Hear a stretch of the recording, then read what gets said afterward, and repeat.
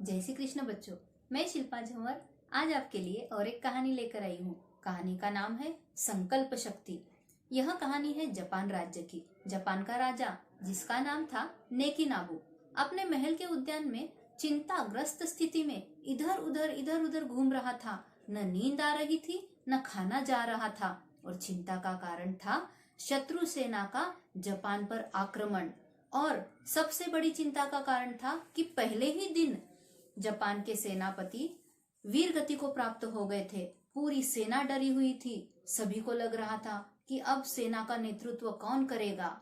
तभी डरे हुए राजा के पास एक सन्यासी आया। सन्यासी ने बताया कि मैं सेनापति बन सकता हूँ क्या। तब राजा ने सशंकित स्वर से कहा, तुम सेनापति कैसे बनोगे? तुम तो एक सन्यासी हो। तुम्हें न शस्त्र का ज्ञान है न बंदूक चलाने का ज्ञान है और तुम्हारी दाढ़ी मूछें देखकर कौन कहेगा तुम्हें सेनापति।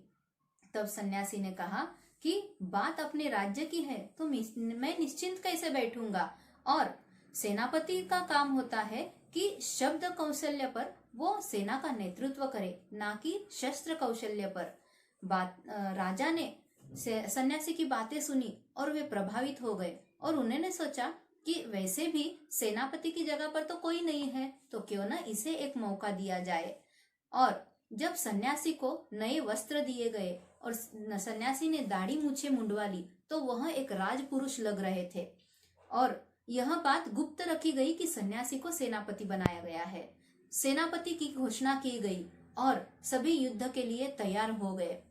दूसरे दिन जब सभी युद्ध के लिए निकले तब सेनापति ने एक मंदिर के पास सेना को रुकाया और कहा कि यह मंदिर बहुत पवित्र है और इसका निर्देश कभी गलत नहीं होता। मैं यहाँ पे एक सिक्का उछालूंगा और अगर सिक्के पे छापा आता है, जैसे हम बोलते हैं ना चित और पट, हेड्स एंड टेल्स, वैसे उसके ऊपर छापा होता है, तो सिक्के के ऊपर अगर छापा आएगा तो हमारी जीत निश्चिंत है। 3 बार उछालूंगा, उसमें से 2 बार आता है तो हमारी जीत निश्चिंत होगी, ऐसे सेनापति ने कहा। और उन्होंने अपने जेब में से एक सिक्का निकाला और जब उन्होंने हवा में सिक्का उछाला सभी डरे हुए थे क्या आएगा।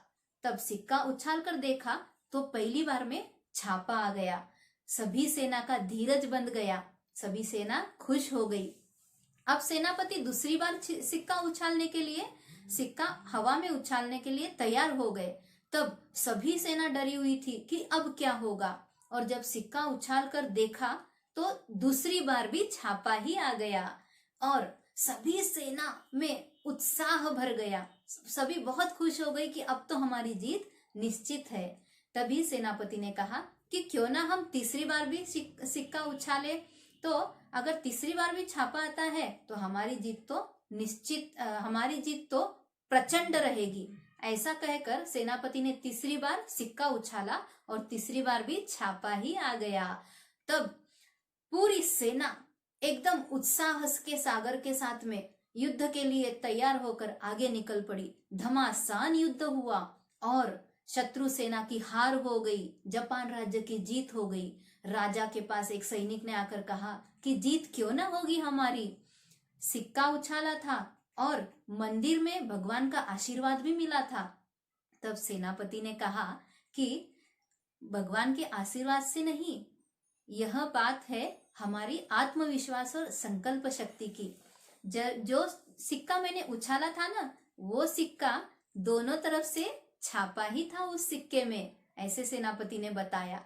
और जब मैंने सिक्का उछाला तो आपका आत्मविश्वास जागृत हो रहा था। तो बच्चों, ऐसे ही हमारे अंदर अगर आत्मविश्वास हो और कुछ करने की संकल्प शक्ति हम रखते हैं तो हमारी जीत पक्की होती ही है।